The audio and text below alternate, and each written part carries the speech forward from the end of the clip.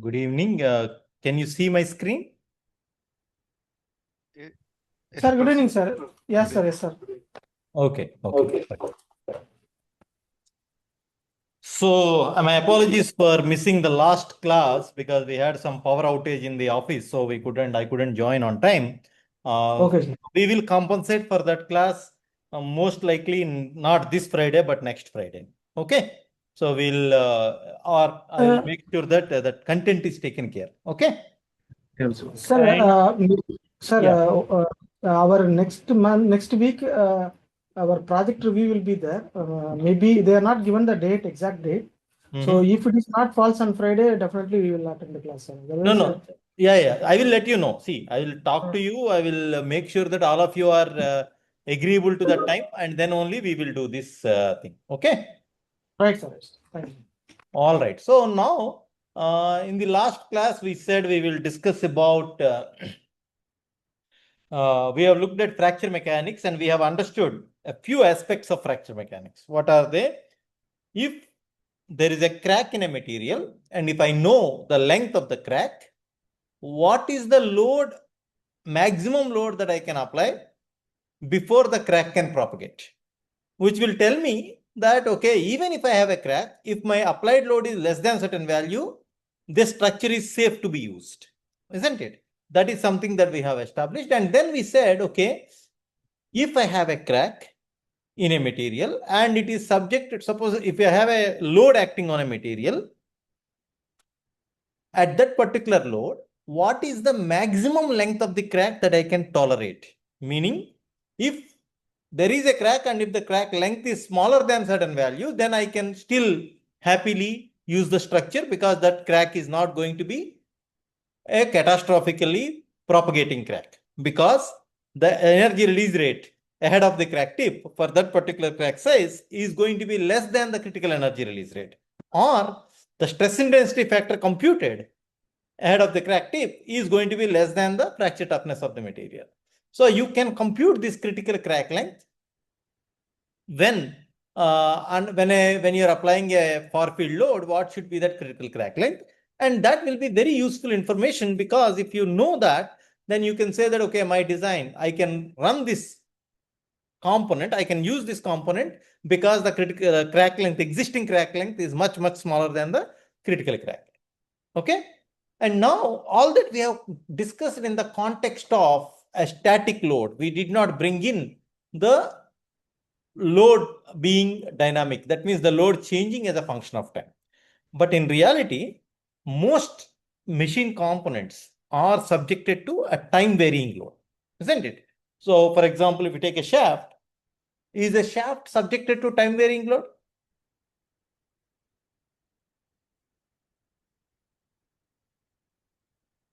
The question, if the shaft is rotating at a constant RPM, transmitting certain torque, then should it be considered as static load case or a dynamic load case? Dynamic. Why dynamic? What is time varying here? There is a continuous reversal of the stresses, right?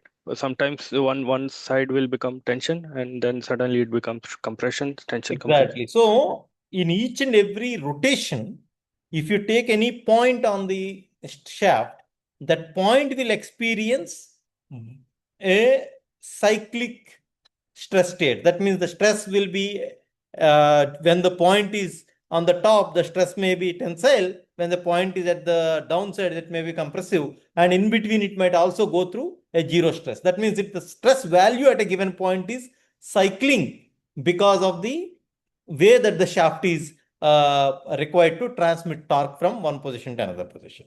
So that is one of the very popular examples of a dynamic loading, although we don't really see that unless the idea of shaft changing its stress state at the top and at a given point during every cycle, right? So it's a very simple component in mechanical engineering. Shaft is so fundamental to all of us, and yet that is quite complex in its design because it undergoes time varying loads. Okay.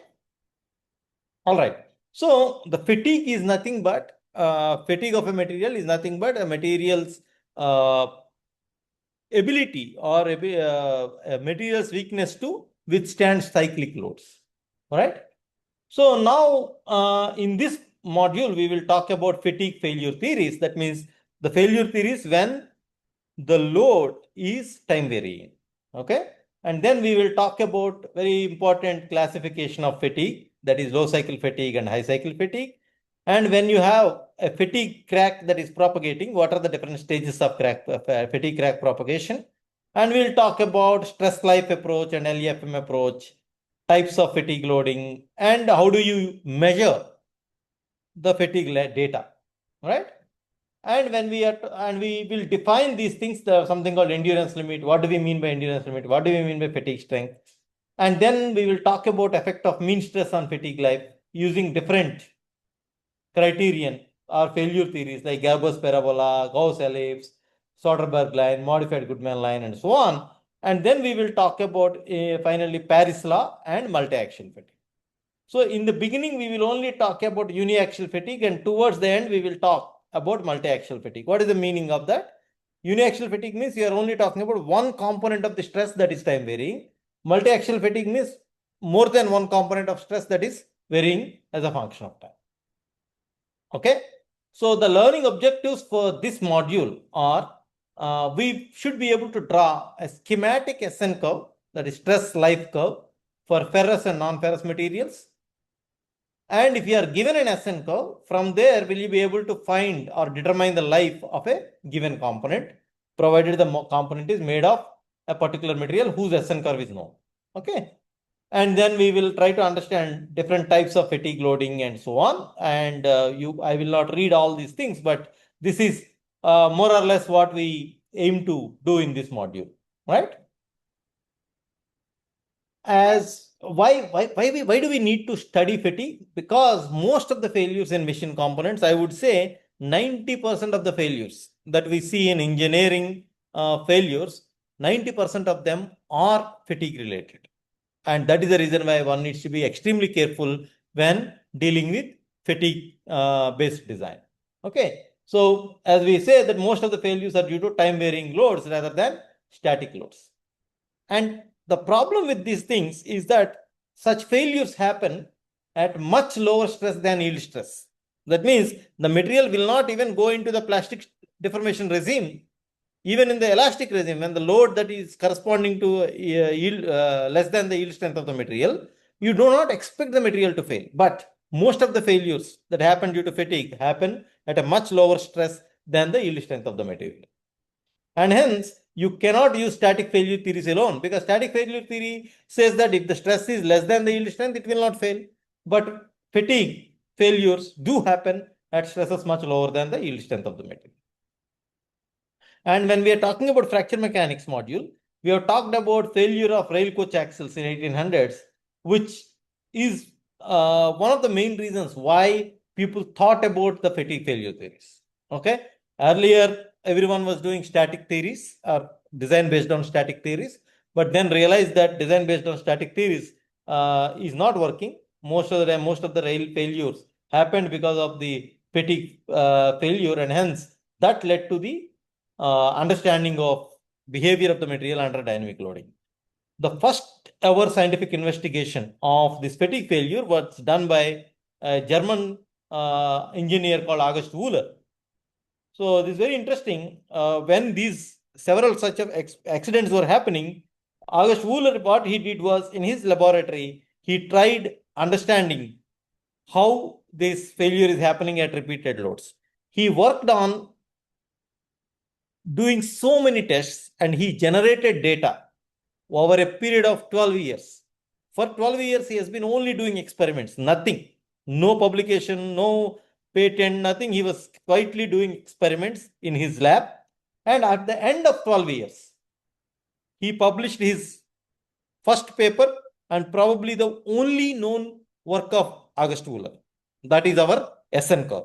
The stress life diagram is due to August Wöhler, and that is why it is also called Wöhler diagram. So imagine someone working diligently for 12 years, no appreciation to be seen. At the end of 12 years, he published that work.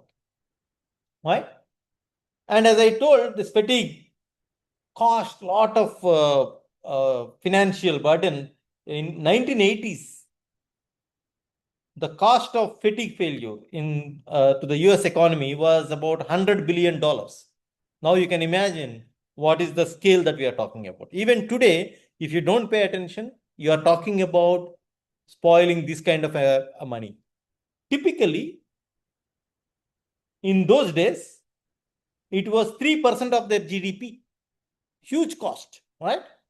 You know, in India, we spend about 0.6 to 0.7% of our GDP on the entire science and technology and education budget.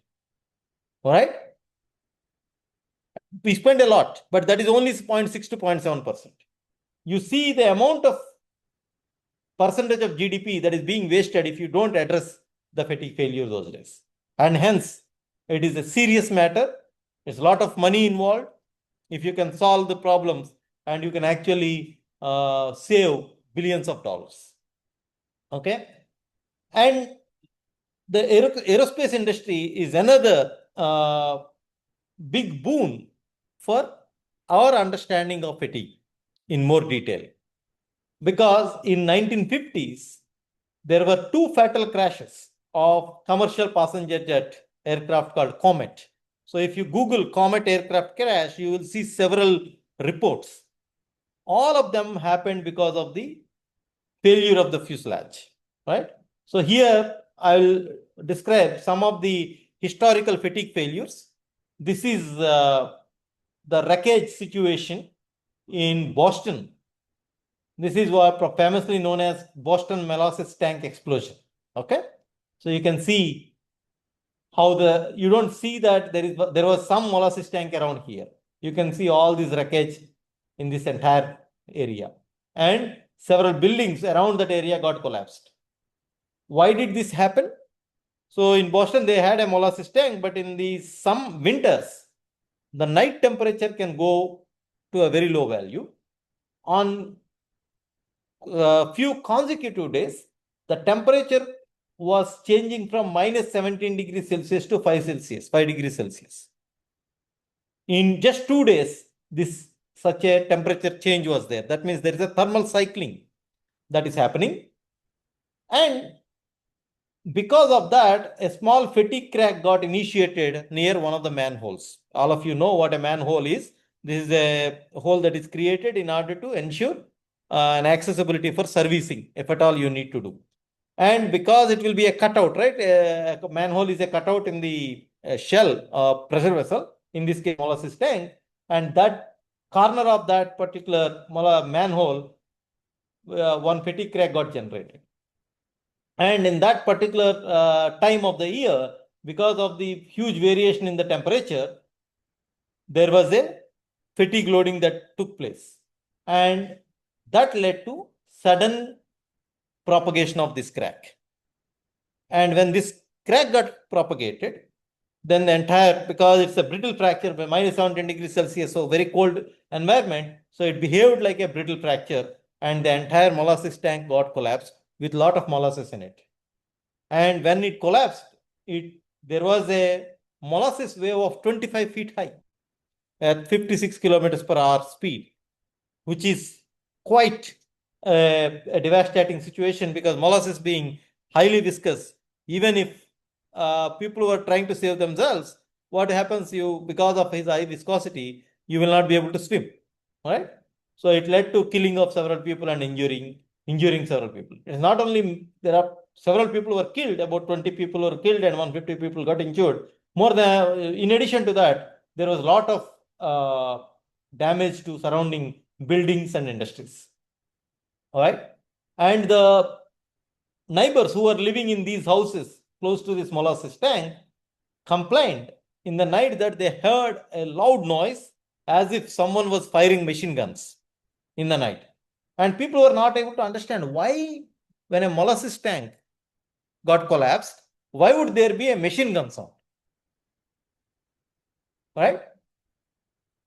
Can you think of the reason why would there be a machine gun sound coming? Is it because someone fired with a machine gun, or is it something to do with the failure that happened in this molasses tank? Can you Maybe the crack think of some reasons? propagation sound. But why should that result in a machine gun? When they say machine gun means somebody firing bullets, right? That is what they heard. Might be the rivets are coming off. Exactly. So what happened, because these huge pressure vessels, the joining is done by rivets, right?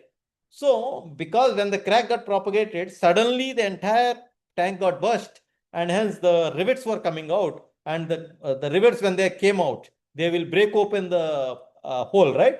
And that sounded like a bullet coming out of a machine gun. And later people, and that comes at very high velocity, and that caused the surrounding wreckage. So this is what we call a Comet aircraft. De Havilland is the company, and that company is actually a British Airways, British Overseas Airways Company, BOAS, AC. This company used to fly first commercial aircrafts, right? Even before Boeing was there, this is the first commercial aircraft company that got prominence.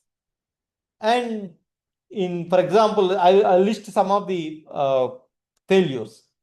So one of the flights in 1953, when it was leaving from Kolkata, after leaving Kolkata, it collapsed, right? So people thought there were violent storms at that time. So that is the reason why the plane crashed. But no wreckage was to be found, and nothing could be recovered at that time in that flight. And in 1954, around the same, in the 6 months later, in January, after the flight went through so many pressurization cycles, that means the flight took 1286 cabin pressurization cycle, means it would have taken taken off and landed will give you 2 pressure cycles, right? So 1286 by 2, those many flights it would have done. Again, in Europe, in a place called Elba, again there was a huge accident, and people have investigated what could be the reason, and then initially fire was assumed to be the most likely cause, because that probably created this. And then it later the BOAC took measures to improve the fire resistance or fire prevention in the flight. So fire retardant materials started finding their place in aircrafts interiors particularly. And again in April, just 3 months from then, another chartered flight, which was from flying to Egypt from Rome, again that was lost. And another BOAC flight from Rome to London Heathrow. There are several such flights broke, and there was flights whose fuselages break up in the midair within 20 minutes after takeoff. And then people have done some changes after March 23. Again, Comet said, BOAC said, okay, we have looked at all our problems. Now we are ready to go. And then they have done some changes. And March 23, they have started their operations. And within a month, April 8th, again, this Rome to London Heathrow Rome to Cairo, another flight crashed into Mediterranean within 30 minutes of takeoff.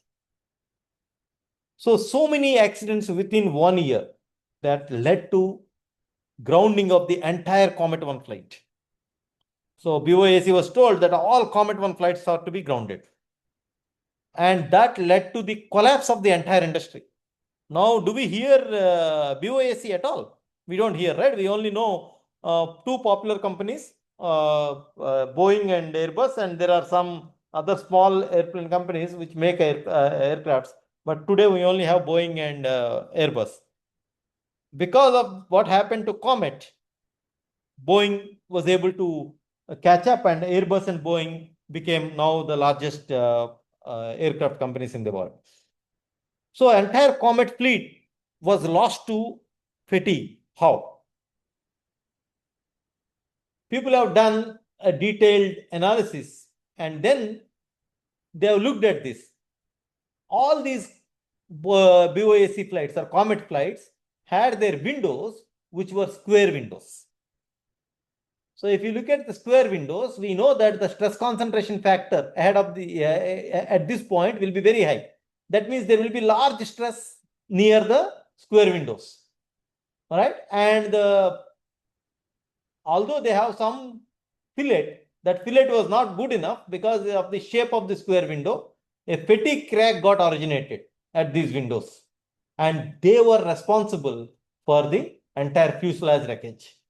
And that is what led to several failures. Some of them may not be because of that, but this was found to be one of the main reasons. And you can actually read this paper, very interesting paper, a milestone case histories in aircraft structural integrity. And that led to a completely new way of looking at aircraft design. Right? And then people, so what are the lessons learned? So viewing windows are no more square windows. Now today's aircrafts, all aircrafts will have an elliptical window, right?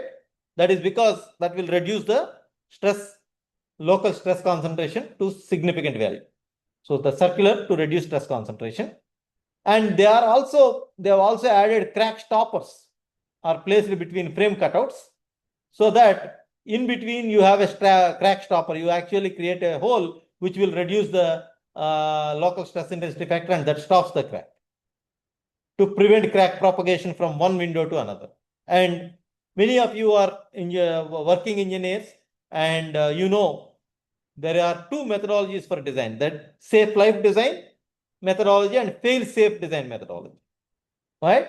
So earlier people were adopting a safe life design methodology, and now that after these failures, now what we said is, no, safe life design methodology is not good enough. We have to have fail-safe design methodology, which means even if the failure happens, it happens in a safe manner, right? That is the new design methodology that took birth. There is another accident that happened. This is probably the only high-speed train accident that happened in Germany. It is called Ischide derailment in Germany. This is also very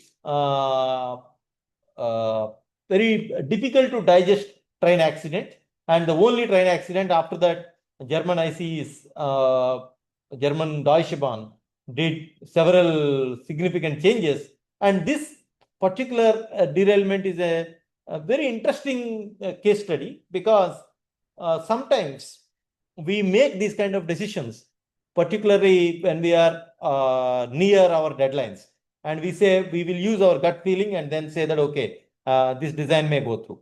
And such decisions was the reason for this failure. So this is how this failure took place in 1998. This is, you know, German ICs go close to 300 kilometers per hour. So this guy was traveling at 200 kilometers per hour. This is the worst high-speed train accident in the world, and in the history of Germany.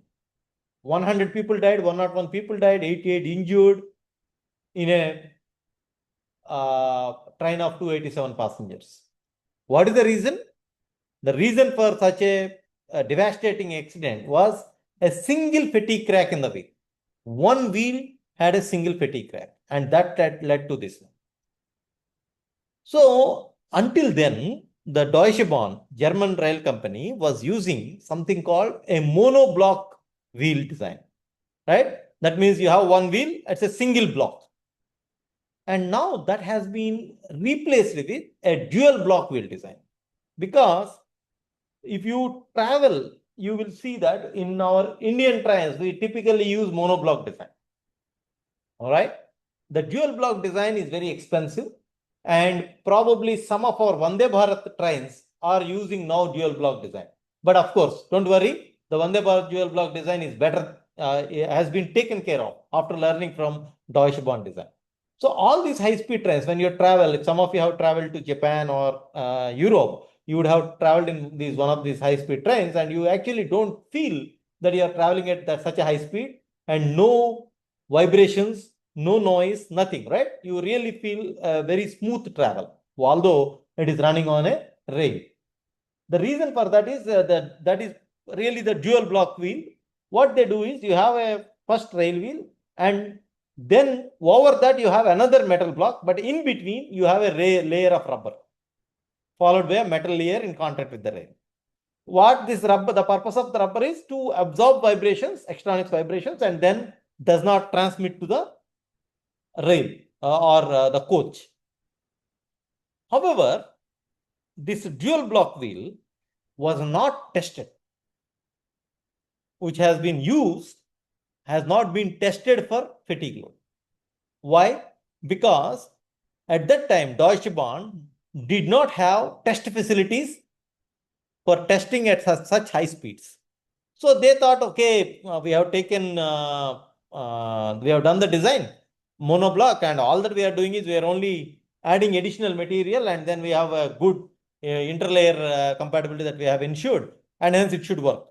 So without actually doing a proper testing or complete, because they don't have the facilities, they have not taken the effect of dynamic loading into account during the design, and that led to this failure. So what happened in that train, when this, you see that this train accident is very devastating. This is a bridge here. When the train was going on this rail, on the track, suddenly the layer between the monoblock layer, the top layer and bottom layer, the interlayer failure happened. Then one of the wheels, one layer got off, ripped off, and that went and hit the platform, bottom platform of the one of the coaches, that coach being this coach, right? When that hit, of course, the train is going at a very high speed, and this block went and hit in an oblique manner. Because it is going at a very high velocity, a small lateral vibration would derail the train, and then immediately it derailed the train. At the same time, the train was going under a bridge, and because it is going at a very high velocity, it actually hit the bridge.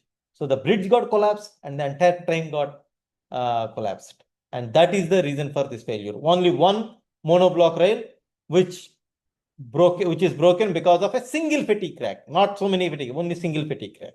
So the idea, the point that I'm trying to bring home here is that although the fatigue crack might look very simple, it can cause devastation. So one, as engineers, we should always be keeping in mind, whenever there is a dynamic loading, you have to keep in mind the kind of loads that it is experiencing, and what are the cracks that are existing. Are they going to be critical cracks or not? This is an assessment that we need to do whenever we are going to do design. So all these accidents led to, so you have fatigue failure is not something that we know today, right? It has been there ever since the trains in UK have been observing several failures, right? So in 1829 was the first documented failure due to repeated loads. People didn't name it as fatigue. Poincare in 1839 has named it as fatigue. And Rankine gave some theory until 1870. See, 1830 we have observed. It took almost 40 plus years, 42 years, for us to have the first theory explaining why fatigue happens, right? So August Wöhler published the results of his 20 years of investigation into axial failures. He actually developed something called rotating beam bending test, and he gave us the SN diagram, which allowed us to do some design based on this SN diagram. And later, several other people, we have these all names that we heard of, right? Boschinger effect, we know. Of course, Ewing is not very well known to us. Bairstow also is not very well known, because they are because we don't study very complex fatigue failure theories. That is why we don't help here all these people. But Griffith, it's interesting. See here, in 1870s, Wöhler has given an SN diagram. He told, okay, if you have those many number of cycles, your endurance limit, your fatigue strength is going to be this much. And he actually said that the failure is happening because of the crack. But how a crack propagates? Why does the crack propagate? People did not understand until Griffith came. That is in 1920. Another 40 years. Or 50 years actually. Another 50 years. After SN curve came, it took us about 50 years to actually have a first theory to understand why a crack propagates, right? That is the Griffith's theory that we have studied. Then several people, Goodman gave effect of mean stress on the fatigue and so on. And another, all of you must have heard about Paris law, right? Paris law tells you what? dA by dN is equal to C delta K power M. That means how does the crack extend? What is the change in crack length per number of cycles? That took us another 40 years. 1921, Griffith told how crack propagates. It took us 40 years to understand how fatigue crack grows. Griffith told when does a crack grow? It took 40 years for us to understand how does a fatigue crack grow, right? So this is the chronology, how the research on fatigue took place, okay? Now, let us look at what happens in the fatigue failure. So this is what we call an SN diagram. So Wooler, due to August Wooler, here you can see August Wooler, and unfortunately he did not see the Griffith's fracture mechanics approach, right? Because 1921 was when Griffith came up with his fracture mechanics model, and August Wooler did not know why a crack propagates, right? And Wooler found that the number of cycles of time varying stress is the culprit. It is not the stress, but the number of cycles of that stress is what is causing the failure, right? And he's also talked about something called existence of an endurance limit. For steels, that is a stress level that would be tolerable for 1,000,000 of fully reversible cycles. So this is what we call an SN diagram, which is plotted on a log-log scale. If you see my curve here, it is logarithm of fatigue strength and logarithm of number of cycles. Then if you plot, the Wooler curve looks something like this. It is a straight line up to certain value. After that, it will be a horizontal line. So this is your failure line. What does it tell you? If you have one cycle, that means there is no fatigue. It is a static loading. The fracture happens at ultimate strength. Okay? But as you increase the number of cycles, suppose if you are applying the load on a material at 10 power, if you are applying repeated load for 100 cycles, if your stress is 0.8 or 0.9, whatever it is, that means you cannot apply the same load, your material will fail at much lower load. In addition to that, if you are going at 10 power 4 cycles, your component can only withstand this many cycles, this much stress. Suppose if you are applying a repeated loading of some stress on a material, then if you know that repeated loading, if you go to SN curve, and it will tell you how many number of cycles you can apply that load. Beyond that, the material will not withstand. It will only give you a life of those many cycles. So if you look at this equation, that line, and then what Wooler found is that if you are applied stress amplitude, this is what we call stress amplitude, I will discuss about in a minute, is less than some value, this critical value called endurance limit, then the material will never fail. It will not fail due to fatigue. Means endurance limit is the limit of stress at which the component will give you at least 1,000,000 cycles of life or more. If you are less than SC dash, it will give infinite life. The material will not fail.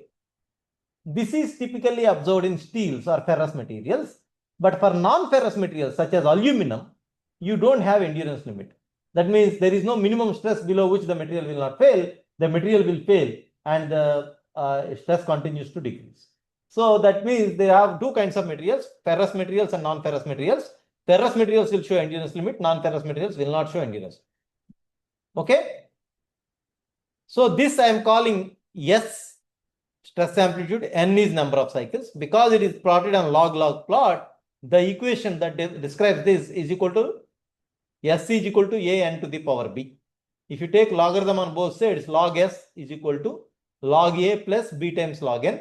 So you have a y-intercept and this is why log n is your x-axis, right? This is log A is your y-intercept, and B is your slope of this line, right? So that is how this equation S is equal to n power B is what we call stress life diagram, SN curve relation that will help us understand how many, at a given stress amplitude, how many cycles of life one will have. Are there any questions here?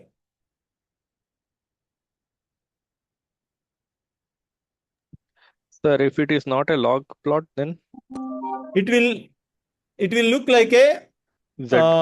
curve. It will Okay. be a curve. Okay. Okay. Any other questions?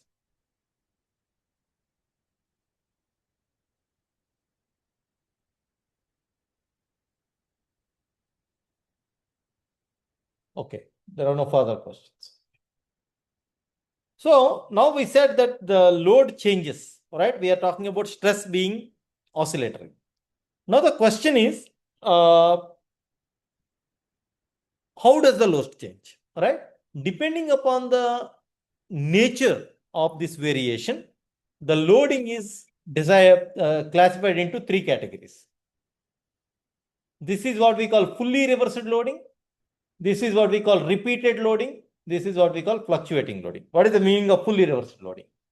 The stress goes from +1 to -1 through 0, right? That means the stress oscillates between a maximum positive value and the minimum positive value, and the maximum positive value and maximum value being positive and minimum negative value being same in magnitude. So that means you have a tensile stress of 1 MPa and a compressive stress of 1 MPa. It cycles between plus or minus sigma max, the same value. Then it is called fully reversed loading, because here you have +1 and you get to -1. So it will fully reverse the direction of the stress. That is why it is called fully reversed loading. And you will see that this dashed line represents the mean stress, isn't it? Because it is the maximum and minimum.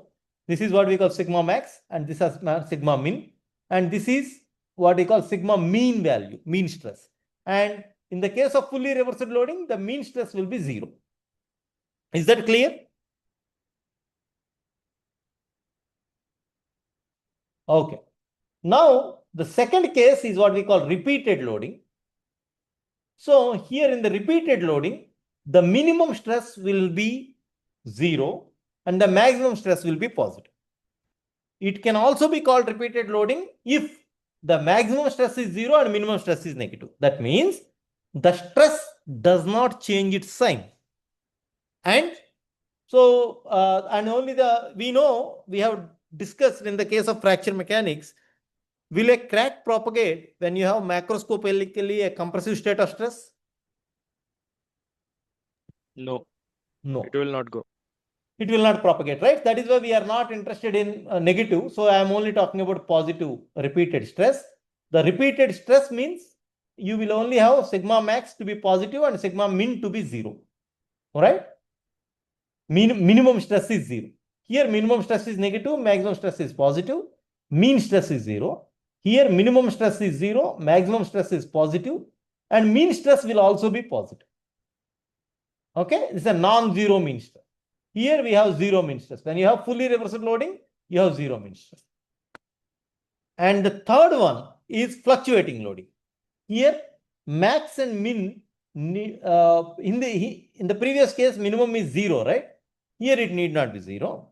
And sigma max and sigma min are not having same magnitude. If they have same magnitude, then it is fully reversed loading. And these two guys can have any other random value. Sometimes it can be negative also, but the magnitude is not same as that. Okay. Any other case is what we call fluctuating loading. Again, you will have a mean stress. In the fluctuating loading, you can also have positive mean stress or negative mean stress. Suppose if you have a small positive stress and large negative stress, right?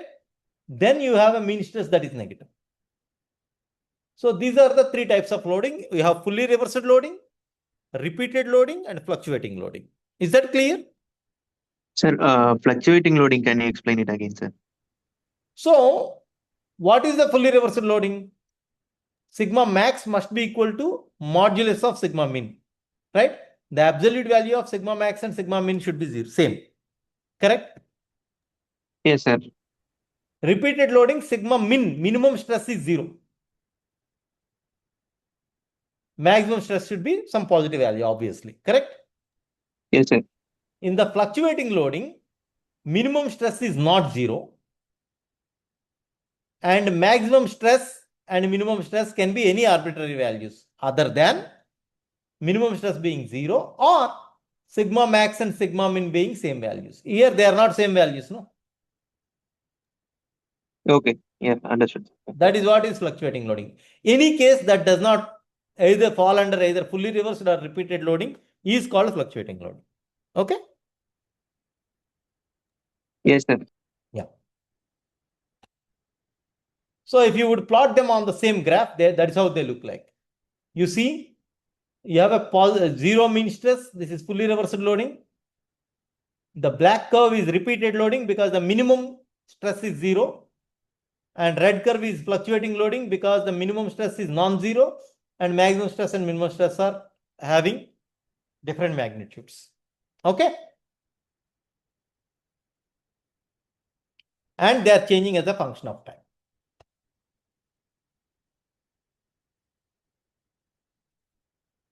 Any other questions?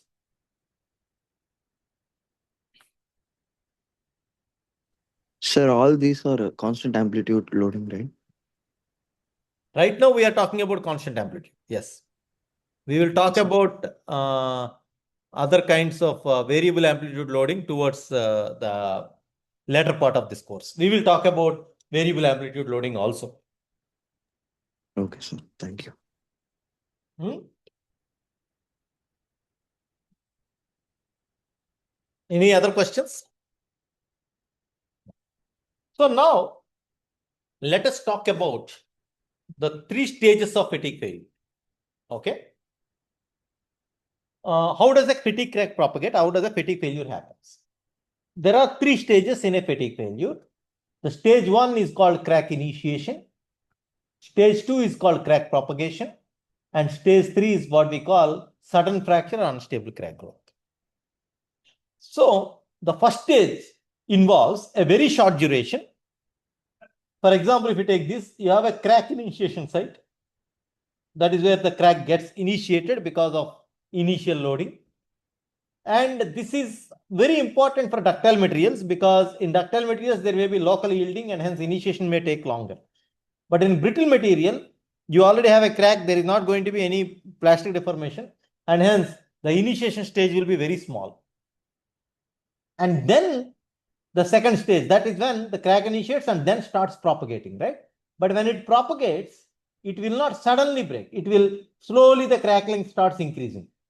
So the second stage involves, this is typically the most part of the life of the component. That is why you do the periodic study. You see that on day 1, the crack length is X and day 2, it is 1.5 times X, but still much smaller than the critical crack length.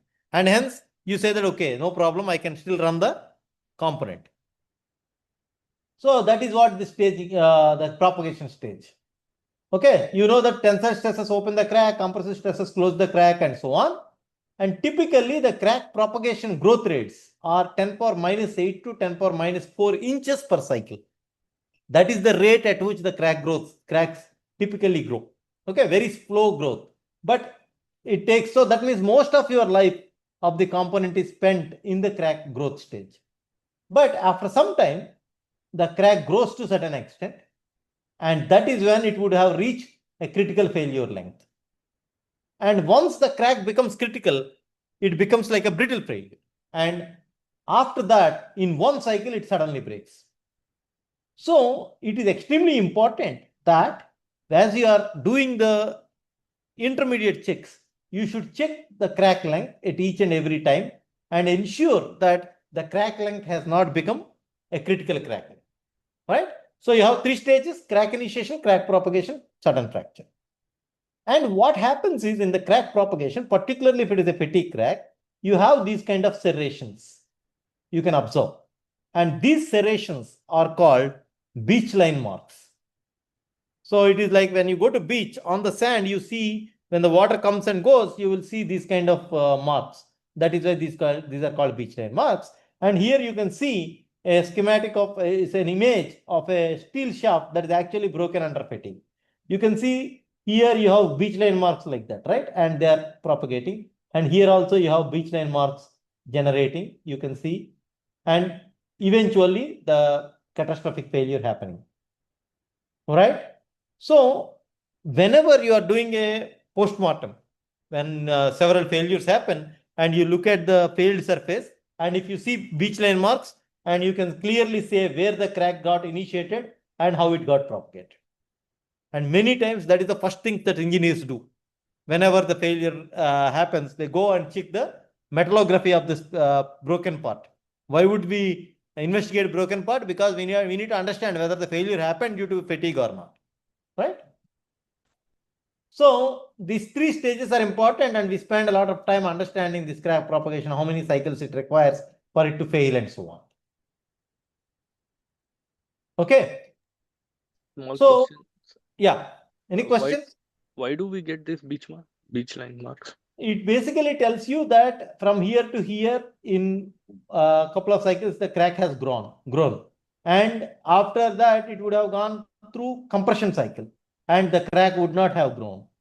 And when it is a tension cycle, then it will have grown. So you will see these marks, serration marks, that is telling you how your loading is.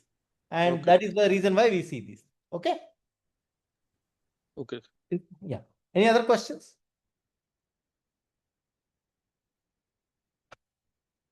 So now, depending upon the type of failure, this fatigue, the fatigue failure is divided into two regimes, two types. This is what we call low cycle fatigue and high cycle fatigue. What is the meaning of that? If a component fails due to fatigue, in very fewer number of cycles, that means if the failure happens within 1,000 cycles approximately, then such scenario is what we call low cycle fatigue. But if a component fails anywhere beyond 1,000 cycles, 1,000 to 10,000 cycles or more, then it is called high cycle fatigue. Okay. So when you must be hearing LCF based design and HCF based design. So some components are not supposed to experience so many number of cycles. Some components are expected to withstand so many number of cycles. So a much larger number of cycles. For example, if you are designing an automobile crankshaft, how many cycles you would like it to work for? 1 million or more than that. Yeah, you don't want your crankshaft to break, right? During the entire life. You want your customer to sell off his car even before he sees any failure in the crankshaft. Isn't it? Similarly, your gears. You don't expect the gearbox to be replaced during its entire lifetime, isn't it? Or do you?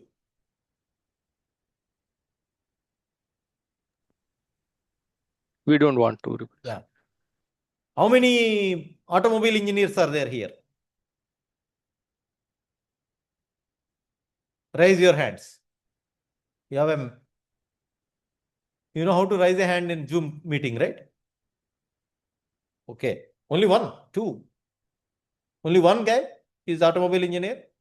Okay. Doesn't matter, but you understand. So that means an automobile crankshaft should be designed for high cycle fatigue. Whereas if you take critical components which are subjected to very high stress values, the components which are subjected to very high stress values are the ones which are going to fail at a fewer number of cycles. That is what we call low cycle fatigue. Typically nuclear power plants or aircraft components, they are designed for low cycle fatigue because they do not, they are not anyway going to, if you design them for very high cycle fatigue, then the component weight is going to be very high. So whenever it fails by catastrophic failure, and hence the design is not based on high cycle fatigue. They ensure fewer number of cycles, but then they make sure that the design is based on the fact that they have to withstand, they will fail in 1,000 number of cycles. Then their design will be much more robust. Okay. So the boundary line between high cycle fatigue and low cycle fatigue is about 1000 cycles, but it is more or less a what do you call a ballpark number. Sometimes people say no, 1000 is too small, so we consider 5000 as low cycle fatigue. But you understand around 1000 cycles, 1000 to 5000 is the ballpark regime to consider whether it is a low cycle fatigue design or a high cycle fatigue design.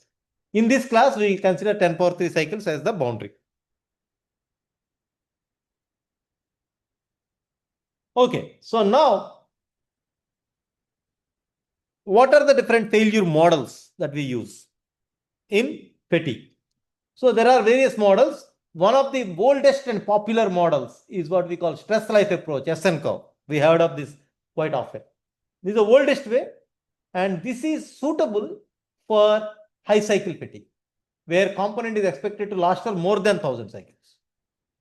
And this approach, stress life approach, is suitable when stress is mostly in the elastic regime. That means the applied stress amplitude is mostly in the elastic regime. And that is why this approach is not suitable for low cycle fatigue, because where the stress levels are usually close to yield strength of the material. Okay. Using stress life approach, we try to find the fatigue strength or endurance limit of the material. And in the stress life approach, it is very, very difficult to distinguish between initiation and propagation. We don't actually distinguish the stages of crack one, stage 1 and stage 2. It is one. Entire thing is a propagation stage for us. Next is what we call strain life approach. This is typically used for low cycle fatigue design.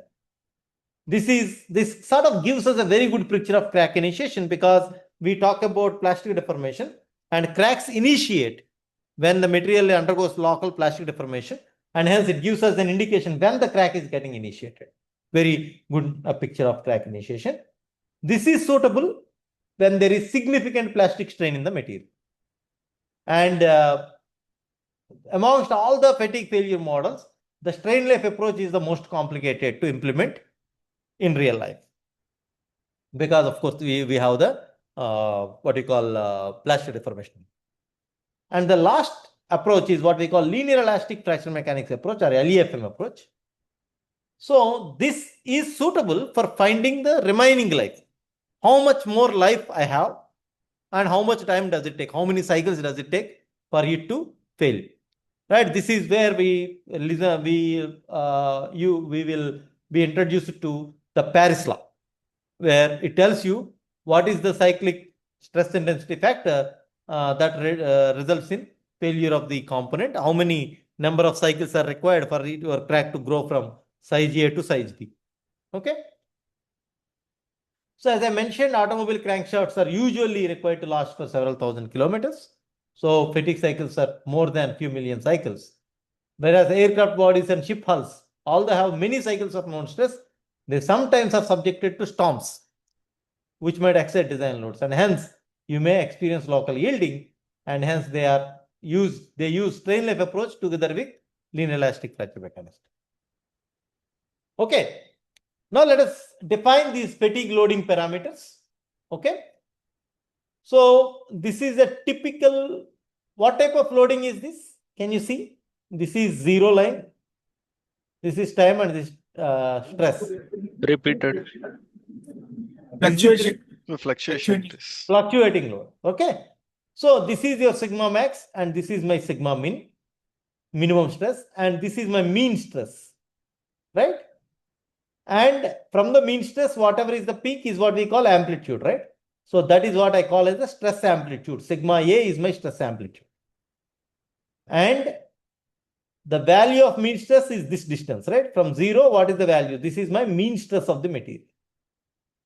And the difference between sigma max and sigma min is what we call stress range, delta sigma. So your stress amplitude is typically delta sigma by 2, isn't it? Yes, sir. Yeah. So what is delta sigma? Delta sigma is sigma max minus sigma min. And the stress amplitude is sigma max minus sigma min divided by 2. That is your stress amplitude. What is mean stress? Sigma max plus sigma min by 2. because the average of these two, right? So sigma max plus sigma min by 2. Then we also define something called stress ratio, R. That is the ratio of minimum stress to maximum stress, sigma min by sigma max. Then we also define something called amplitude ratio, that is stress amplitude by mean stress, sigma A by sigma M. Is that clear? Yeah, these are definitions. Now, let us look at this. On the right hand side, I have written certain things, but you can verify them. I am not going to talk about these things, and the slides are shared. You can verify these relationships. Now, let us say if I have a fully reversed loading. If I have fully reversed loading, what will be the value of R and what will be the value of A? R will be -1. R will be -1. -1. What will be amplitude ratio? 1. Why would it be 1?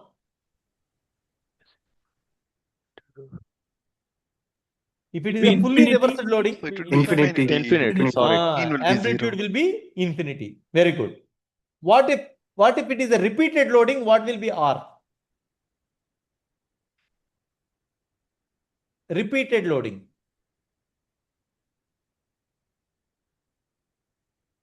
R is 0. 0. And 0, and sir. A is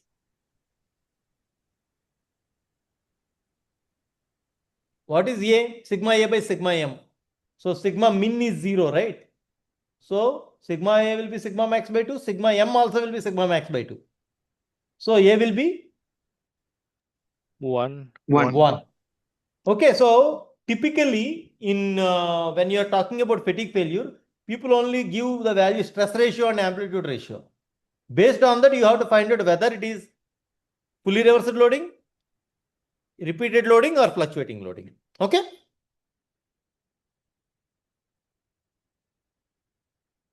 Okay. So now, how do we do this measurement? So when Wooler did his experiment, he did rotating cantilever beam with bending. But later, R.R. Moore has developed a very interesting setup called rotating simply supported beam. And in this, he was able to achieve a fully reversed pure bending. If you have a shaft, if you are applying pure bending, which is fully reversed, then each point on the beam will experience axial stress in a fully reversed manner. Sigma max will go to a positive value, come back to the same value of negative value. So R.R. Moore has developed, that means the mean stress is 0 in this case, because it's a fully reversed. So there are several experiments in the literature that were done on fully reversed loading, because that is easier and much trustworthy data. And so more data is available for rotating beam in fully reversed bending. You can also do fatigue testing on axial loading. If you can apply axial load, pull, push, that is also possible, because it does not say that it can be only one uniaxial stress.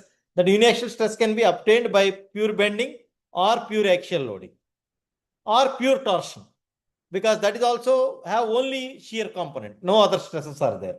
So you have less data for axial loading. And if you want to do the torsion test, that is also torsion, apply a shear in the positive direction and negative direction.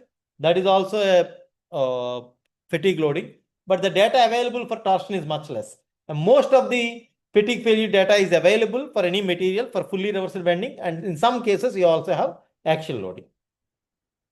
Okay, sometimes for certain materials the fatigue strength information is not available. Then we need to estimate that what will be my fatigue strength.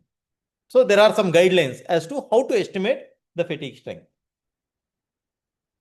So this is what we call a rotating beam bending test, in which there are only axial stresses developed during bending. That means it's a pure uniaxial state of loading. Okay. Let me see if I can show you the test.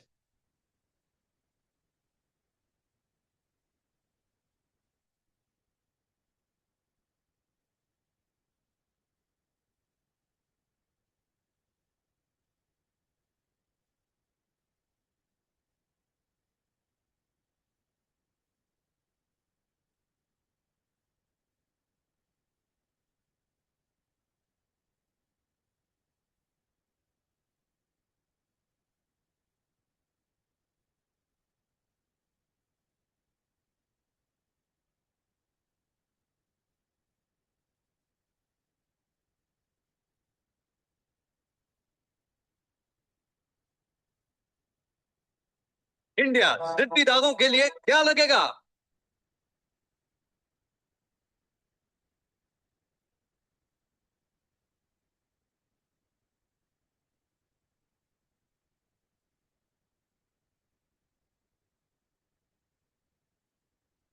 Rotating beam fatigue testing systems were first developed in the mid-1800s by a German railroad Are you able to hear the voice also? Yes, sir. Okay. engineer named August Wohler. He designed the machine to test railroad car axles and investigate axle brake failures. The principles upon which that machine was developed still apply today.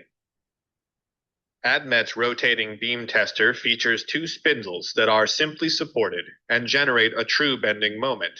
The system features a collet-style specimen holding system and a dead weight hanger below, which applies the bending force to the specimen. The drive motor is capable of generating up to 2,000 RPM. On the back, there is a limit switch which causes the spindle to shut off at specimen failure. The machine is controlled by our EP2 digital controller, which indicates both speed and the specimen into the machine's collet chucks. Make sure that the red emergency stop button on top of the EP2 is engaged, ensuring the drive spindle motor is turned off. So this specimen, there are some standards as per ASTM. That is how we need to make the specimen so that the failure is localized to some region, right? After removing the safety shield, insert the sample. Once the sample is properly tightened into the chucks, make sure the spindle is centered between the supports and reinstall the safety shield. Specific amount of weight to the hanger to generate the required.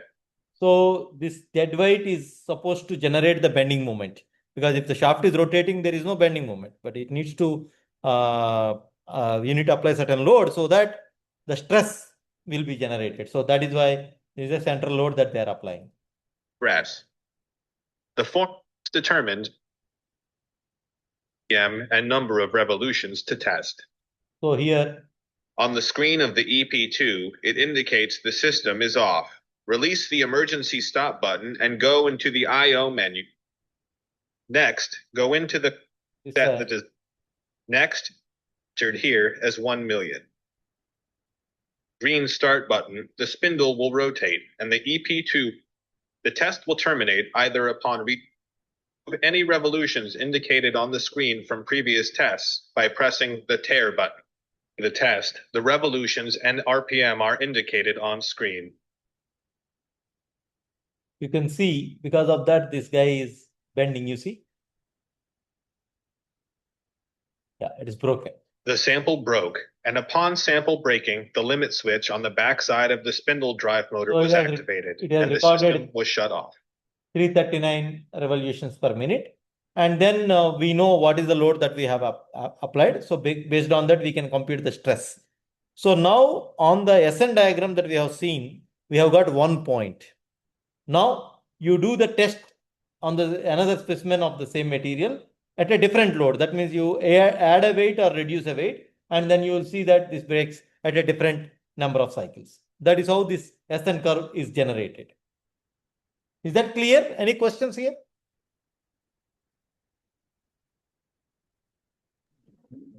Sir, here weight is hanged at a middle point, or it is looks like it is hanging from 2 points actually. No. So this is weight is hung here, right? These 2 points are connected to the specimen, and that is applying certain force because it is rotating. It is applying certain force in such a way that there is a bending moment created, pure bending moment. Okay, sir. Thank you. Any other questions? Okay.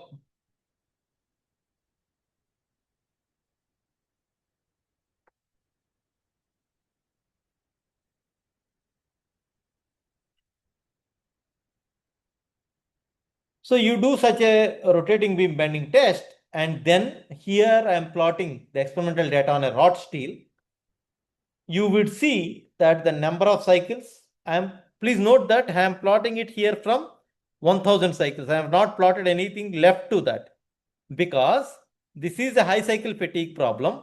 So because wrought steel is supposed to have work for high cycle fatigue. So I am plotting right to 10 power 3 cycles, and on the y-axis I have normalized. Although you can see that it's a log scale, right? It is not the distance between 0.4, 0.5 is not same as 0.5 and 0.6. That is because it's a log scale, and I'm normalized it with SUT, ultimate tensile strength. So this is SUT, right? At 10 power 3 cycles, the failure is not at SUT, it is at somewhere else, right? Now, if you look at these points, each point is a failure point. And you will see that it is actually, suppose if you are taking at a particular stress amplitude, say 0.8, then you see that this specimen has failed at, say, 9,000 cycles.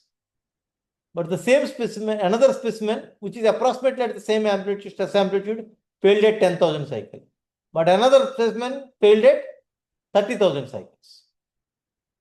Another specimen approximately at that same value.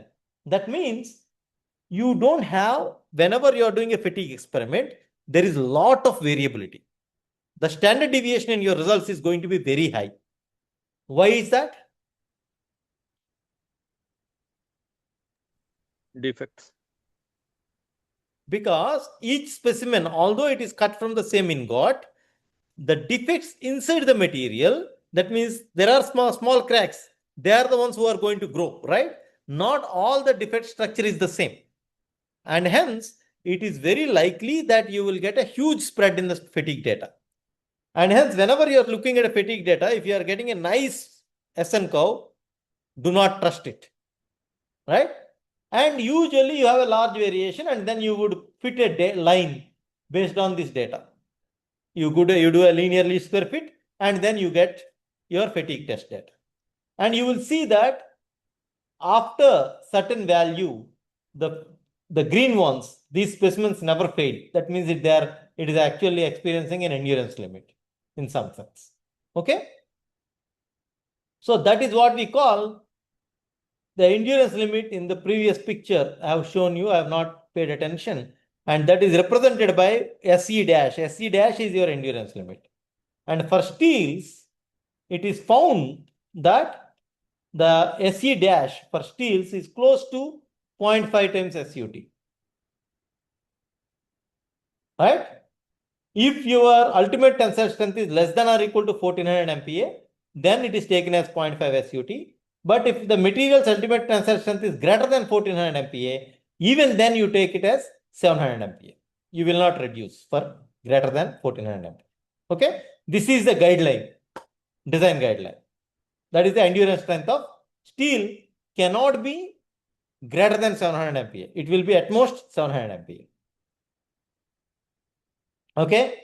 So as you, all this I have explained. See, for example, at lower stress value, some materials did not fail, and all this is because of the several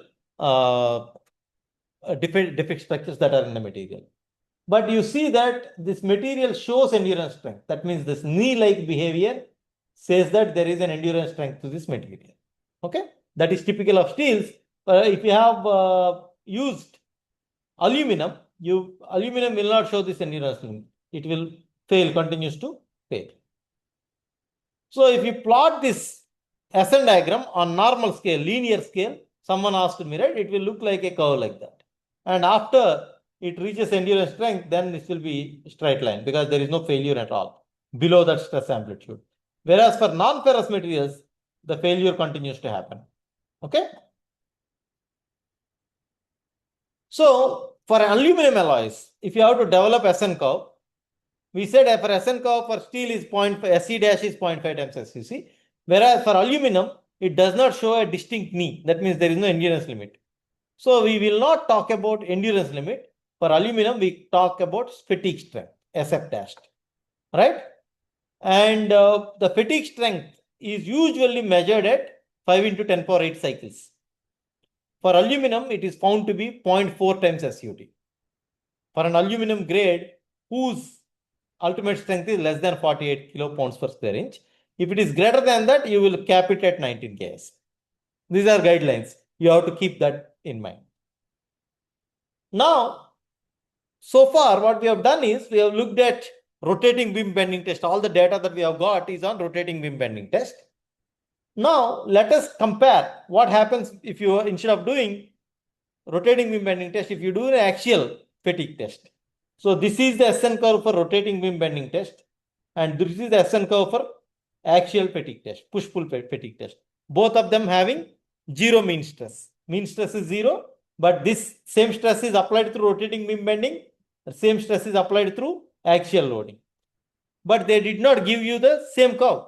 The stress amplitude applied is the same. For the same stress amplitude, the axial test specimen fails at a fewer number of cycles compared to a rotating beam bending test. You are applying the same stress, say 25 units of stress, but if the stress is applied through axial loading, it fails at lower number of cycles. But if the same stress is applied through bending, it will fail at larger number of cycles. Why is that? 1 minute. Can you think of the reason?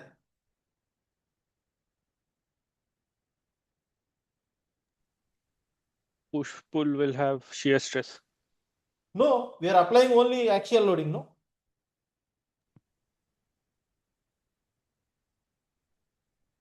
Still, the material will fail at like something like a 45-degree, right? Like that is in the case of static load.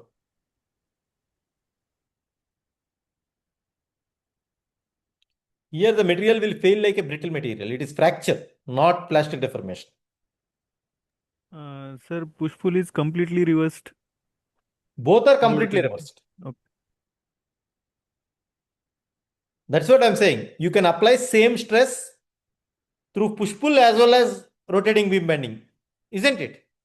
You apply different M such that the stress sigma x is equal to my by I, no? You apply M in such a way that sigma x is equal to say 20, 25. Similarly, push-pull you directly apply 25 MPa. Both of them are, the locally element is experiencing same stress cycle. But the failure is, premature failure is happening in an axial fatigue test case compared to a rotating bending case. Why is that? some kind of a stress concentration. Why would there be? Maybe because loading direction is perpendicular to the crack propagation direction. Always it will be, loading direction will be perpendicular to crack propagation. Locally, right?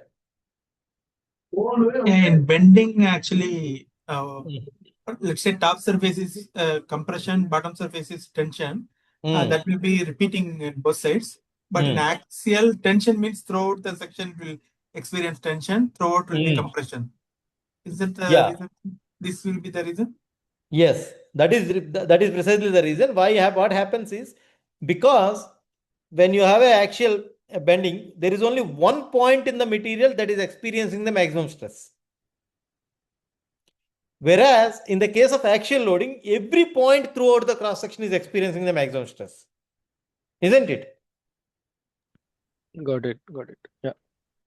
So, because every point is experiencing maximum stress, the probability of a crack, number of cracks experiencing this maximum stress is much higher in axial loading compared to bending loading, and hence axially loaded specimens fail much earlier. Okay.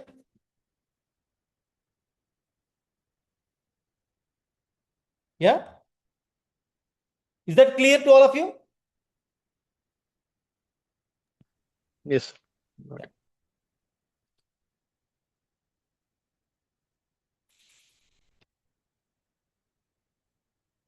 So,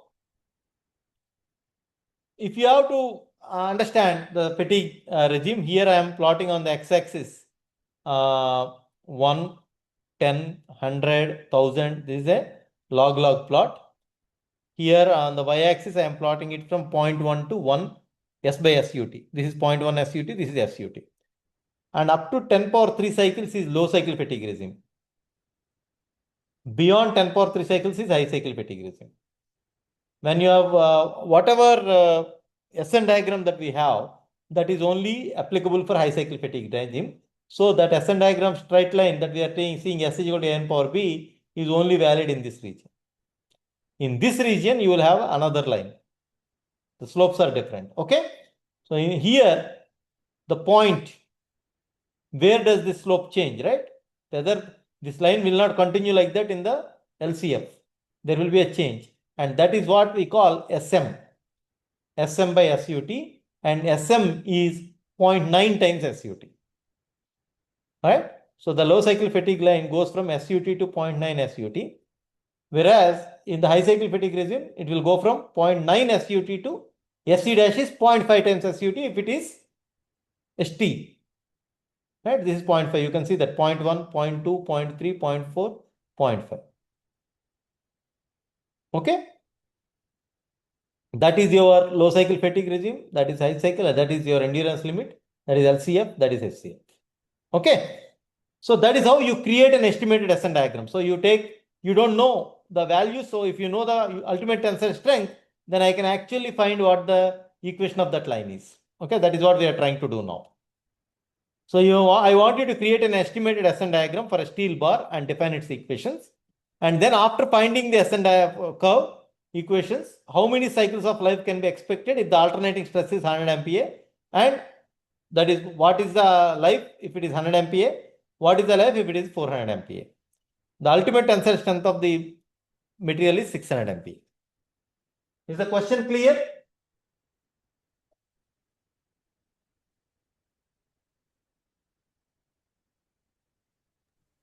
Or is it not clear?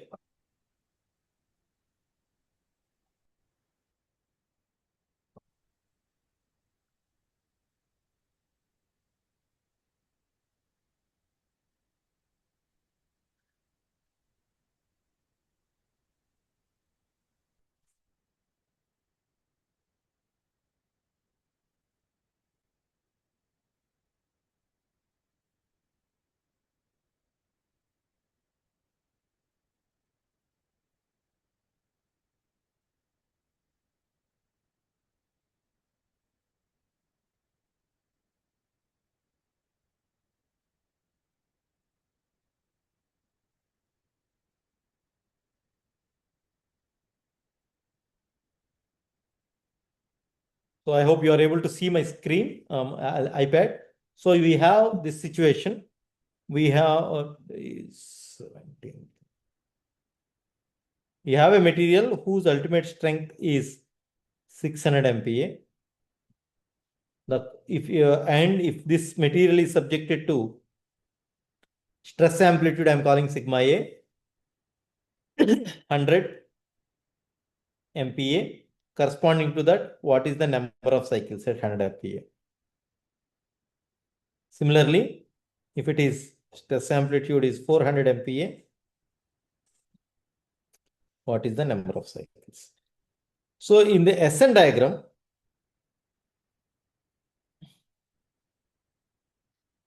what is S? S is stress amplitude.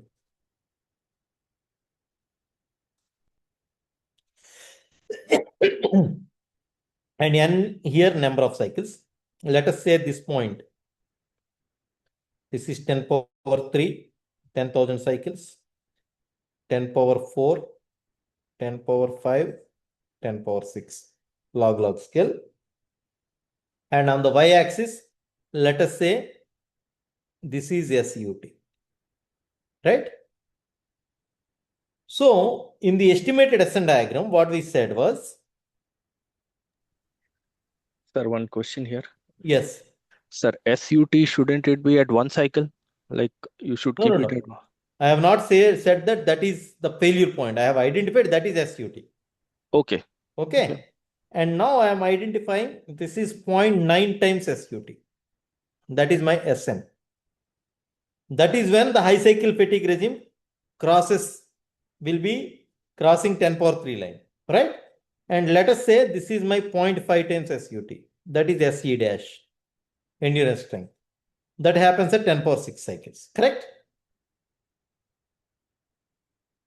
So this line that is connecting these two is my high cycle fatigue line. That is your SN curve. The 2 points on SN curve, because the data is not there, we are estimating this data is at 10 power 3 cycles, we have 0.9 times SUT. That is the first data point, the point A. And point B is 10 power 6 cycles and 0.5 times SUT. That is my point B. This is how I create an estimated SN diagram. Right? Is that clear? Uh, 10 to power 6, I got it like endurance limit is 0.5 times SUT, but 0.9 times SUT, I could not get it. Because in the previous graph, one I have shown, let me, Okay. yeah. In the previous slide, let me draw one more time. This is 10 power 0, that is 1, 10 power 1, 10 power 2, 10 power 3, 10 power 4, 10 power 5, 10 power 6, like that. At 10 power 0, one cycle, my failure is at SUT. Right? And I said, this is my boundary, right?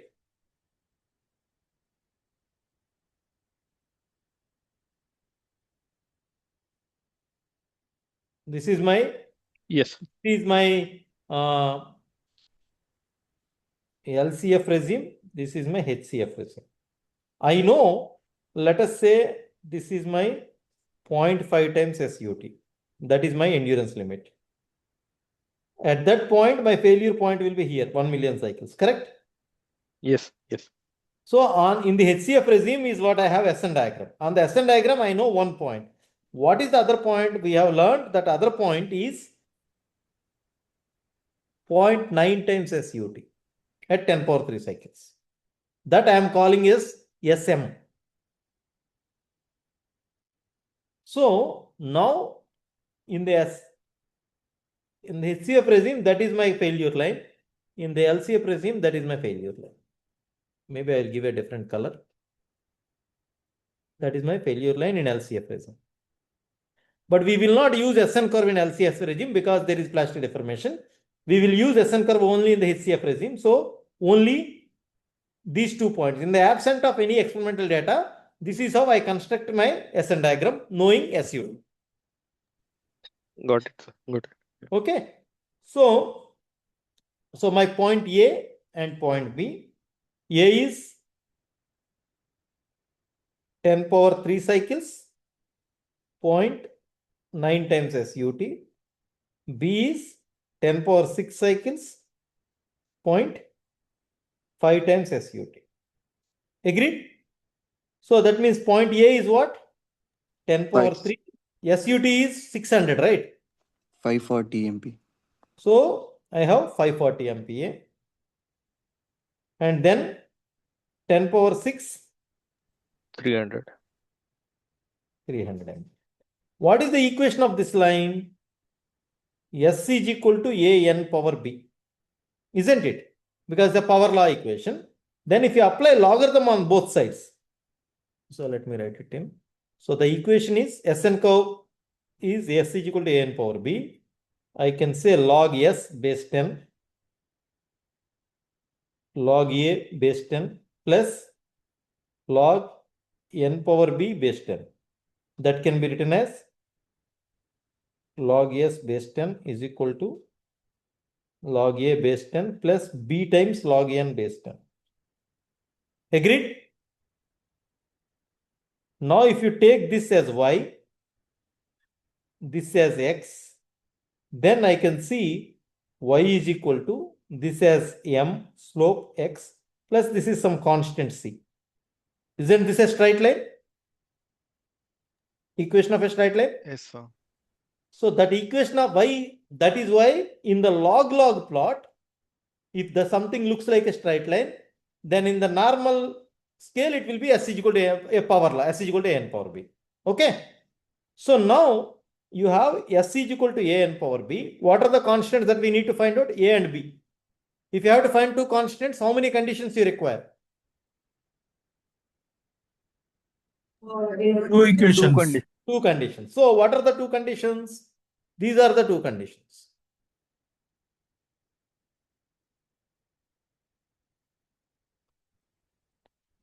So point A and point B, right? So now what I will say is the following. SA is equal to A NA power B. SB is equal to A NB power B. Do you agree? Or if AB confusion is there, I will call this as point 1 and point 2. So S1, N1, S2, N2. Is that clear? Then I have to find these two guys, right? So I will find out. I will do S1 by S2 is equal to A N1 power B by A N2 power B. That implies S1 by S2 is equal to N1 by N2 whole to the power B. Isn't it? That implies log of S1 by S2 is equal to B log N1 by N2. That implies B is equal to log S1 by S2 divided by log N1 by N2. So what is S1? You can take either base 10 or base E because both of them are same. What is S1? 540, S2 is equal to 300. Log, if you take base 10, then this is 10 cube, this is 10 power 6. Right? Isn't it? So what will this be? So that will be your value of B. So B is equal to log base 10 times 1.8 divided by minus 3. Because this becomes log base 10, 10 power minus 3, right? That is equal to minus 3 log 10 base 10, that is 1. That is why it becomes minus 3. So B is equal to minus log 1.8 by 3. What is log 1.8 to compute? Log is base 10. Please keep in mind. Because the normal denominator we have used base 10. Now A is equal to what? We have S1 is equal to A N1 power B. So A is equal to S1 by N1 power B. S1 is 540 divided by 10 cube whole to the power B, whatever value that you have created, some value. That will be A. If you do those computations,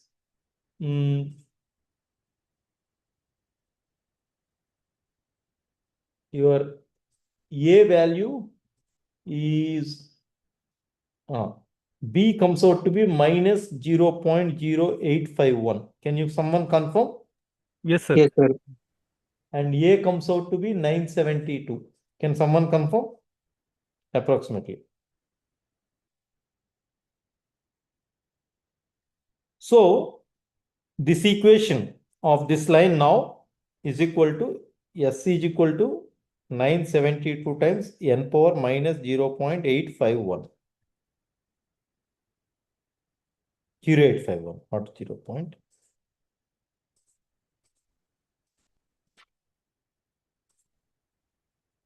So that is your equation, right? Now what is the question? So now the equation is the following. So the failure line is S is equal to 972. Are you confirming?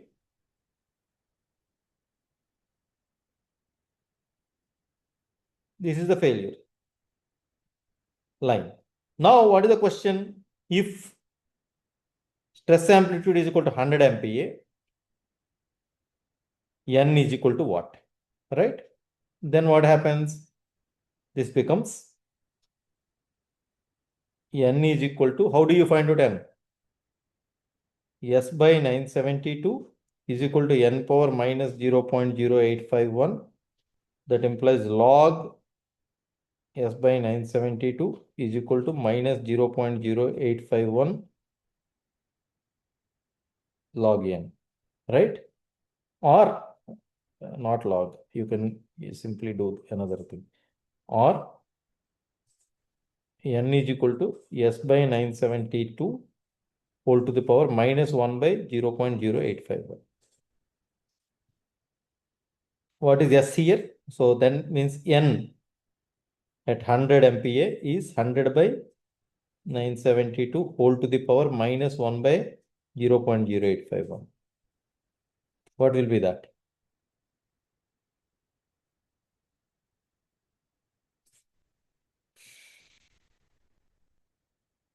Similarly, n at 400.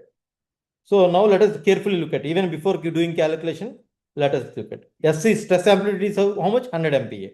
Let us go back and look at this fellow. What is this fellow? What is the value here?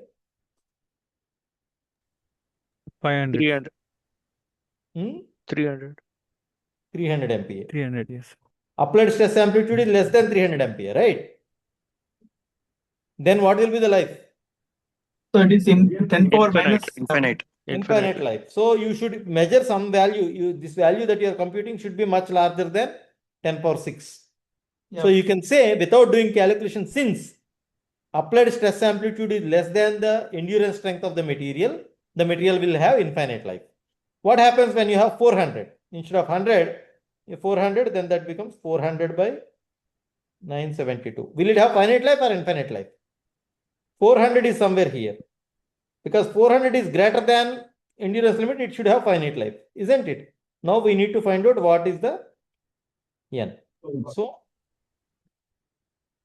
whole to the power minus 1 by 0.0851. What is the number? 3.39 into 10 power 4. Yeah.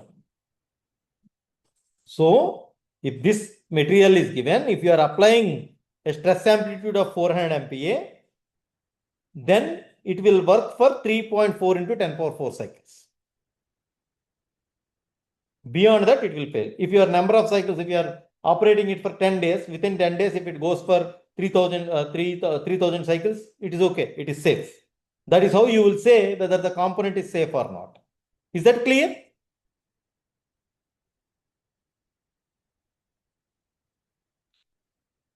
Any questions? Sir, in case of aluminum, we have to calculate the life for stress is equal to 100 MPa, right? Yes, yes. In case of aluminum, you have to compute. Here also we have computed. We would have got some number. But we said it is, because it is greater than, less than 300, we said infinite life. But here also you could compute. But here it does not make sense because it's steel. So you would say infinite life. For aluminum, you would compute this way. Okay? Okay, sir. Thank you. Yeah. Anything else? All right. If there are no further questions, we will stop here and we'll meet again tomorrow. Thank you. Thanks. Yeah. Thank you, sir. Thank you, sir. Sir, Yeah. sir, that midsum question paper we asked, sir, to try to solve that. Yeah, Can you yeah. share I will share the solutions in the WhatsApp group, and we are also going to give you the if correction is over, we will also send you the correction. Okay. Sir, and also please upload the notes, recent notes till now class, sir. Actually. We did not upload until now. Fracture No, mechanics. Okay, I will do that. Yeah. So, Okay. yeah. And also handwritten notes also please upload, sir. Oh, yeah, I will do that. Yeah. Okay, thank you, sir. Okay. Bye. Thank you, sir.